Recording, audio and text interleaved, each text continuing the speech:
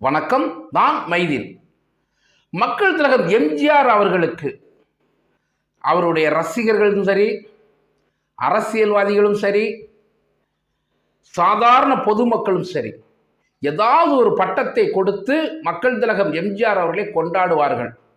சிலர் மக்கள் திலகம் என்று அழைப்பார்கள், சிலர் புரட்சி தலைவர் அப்படின்னு அழைப்பார்கள், சிலர் வாரி கொடுக்கும் வள்ளல் அப்படின்னு அழைப்பாங்க. இந்த பொன்மன செம்மல் அப்படின்னு பலரும் சொல்லுவாங்க. இன்னைக்கும் அந்த வார்த்தை பயன்பட்டுக்கிட்டு இருக்கு.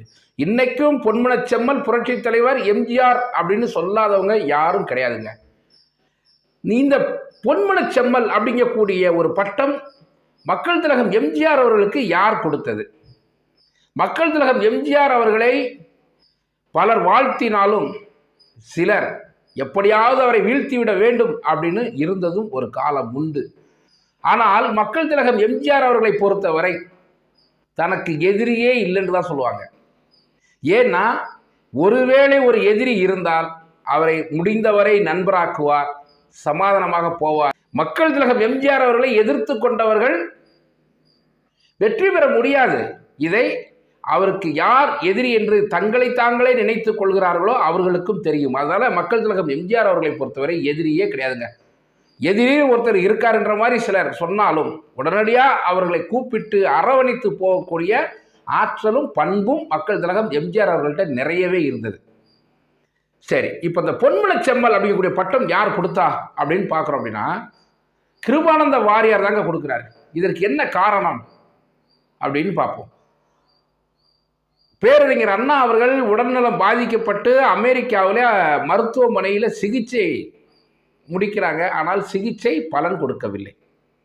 பேரறிஞர் அண்ணா அவர்கள் நம்ம எல்லாம் விட்டு மீளா துயரில் நம்ம எல்லாம் ஆழ்த்தி விட்டு இந்த உலகத்தை விட்டு போகின்றார்கள்.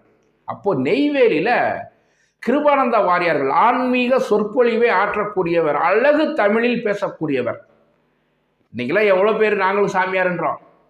ஆனால் ஆன்மீகத்தை அழகா எடுத்து சொல்லக்கூடிய ஒரு அற்புதமான ஒரு மனிதர், மனித நேயமும் மாண்பும் நிறைந்த ஒரு மனிதர் ஐயா திருமுருக கிருபானந்த வாரியார் அவர்கள்.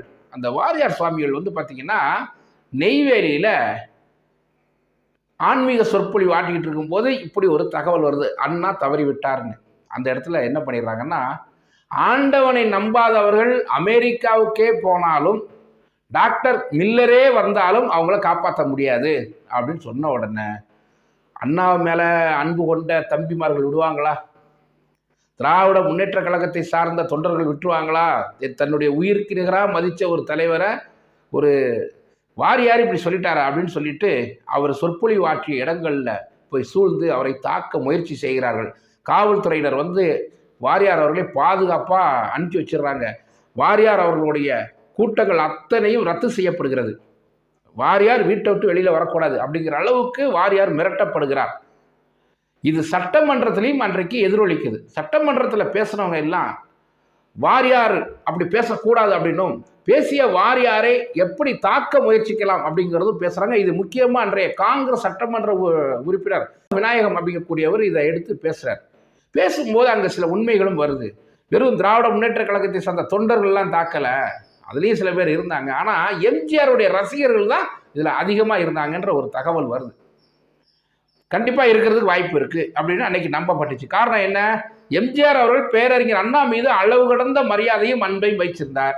அப்போ தன்னுடைய தலைவராக இருக்கக்கூடிய அண்ணாவை வாரியார் இப்படி சொல்லிட்டார் போது ரசிகர்கள் கோவப்படுறதுக்கு வாய்ப்பு இருக்கு இல்லையா? அப்படி கோவப்பட்டு வாரியாரை ரசிகர்கள் அதிகமாக தாக்கியிருக்கிறார்கள், தாக்க முயற்சி செய்தார்கள்ங்கிற மாதிரியும் ஒரு பரவலாக பேசப்பட்ட உடனே எம்ஜிஆர் அவர்கள் என்ன பண்ணுறாங்கன்னா, இல்லை இதை இப்படியே விடக்கூடாது, இதில் ஒரு சமாதானத்தை ஏற்படுத்தணும், வாரியாரும் சொற்பொழிவை ஆற்றணும், நம்மளுடைய ரசிகர்கள் இதில் தலையிட்டு இருந்தாங்கன்னா அவங்கள நான் கண்டிக்கணும் அப்படின்ட்டு சொல்லி என்ன செய்யலாம் அப்படின்னு யோசிக்கும் பொழுது மாப்போ சிவஞானம் அவர்களுக்கு ஃபோனில் கூப்பிட்டு வாரியாரும் நானும் கொஞ்சம் பேசணும், என்ன செய்யலாம் அப்படின்னு சொன்ன உடனே மாப்போசி அவர்கள் அழகான ஒரு ஐடியா கொடுக்குறாங்க.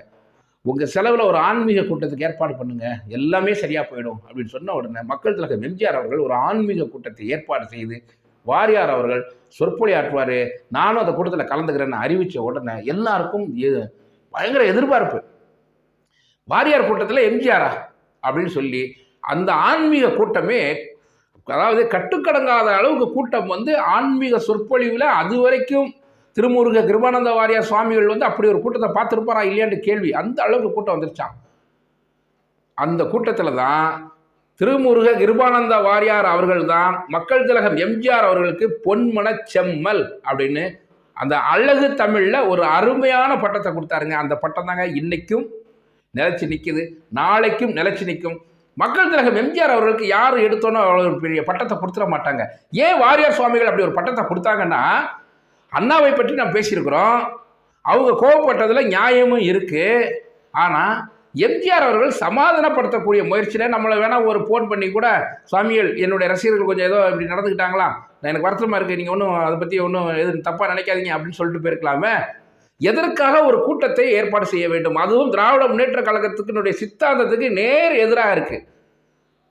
ஆன்மீகம் பிடிக்காதவர்கள் திராவிட சித்தாந்தத்தில் இருக்கக்கூடியவர்கள். ஆனால் அந்த அமைப்பில் ஒரு முக்கிய பொறுப்பில் இருந்துக்கிட்டு நம்மளை கூப்பிட்டு இப்படி ஒரு கூட்டத்தை நடத்துறாரு அப்படின்னு வாரியார் சுவாமிகள் எல்லாருக்கிட்டையுமே அன்ற காலகட்டத்தில் சொன்னாங்களாம். காலம் கடந்தும் இப்படி தான் வைத்த பட்டம் நிற்குங்கிறது வாரியார் சுவாமிகள் கூட எதிர்பார்த்திருக்க மாட்டார். பொன்மனச்செம்மல் அப்படிங்கிறது எல்லாருக்கும் வச்சிடலாம் ஒரு பட்டத்தை. ஆனால் அந்த பட்டம் நிலைக்குமான நிலைக்காது. அது அவர்கள் இருக்கும்போதே மறைந்து விடும், இல்லைன்னா அவர்கள் போனதுக்கு பிறகு மறைந்து விடும். ஆனால் மக்கள் திலகம் எம்ஜிஆர் அவர்களுக்கு வைத்த அத்தனை பட்டமும், மக்கள் திலகம், புரட்சி தலைவர், பொன்மனச்செம்மல், 7வது வள்ளல், 8வது வள்ளல், எதை சொன்னாலும் இன்னும் சொல்லிக்கிட்டு இருப்பாங்க. நாளைக்கு சொல்லுவாங்க, வரக்கூடிய சந்ததிகளும் சொல்லும். காரணம், மக்கள் திலகம் எம்ஜிஆர் அவர்கள் இந்த மண்ணுக்கும் மக்களுக்கும் அவ்வளவு செய்திருக்கிறார்கள் என்று சொல்லி மீண்டும் ஒரு நல்ல தகவலோடு உங்களை சந்திக்கின்றேன். நன்றி, வணக்கம். நான் மைதீன்.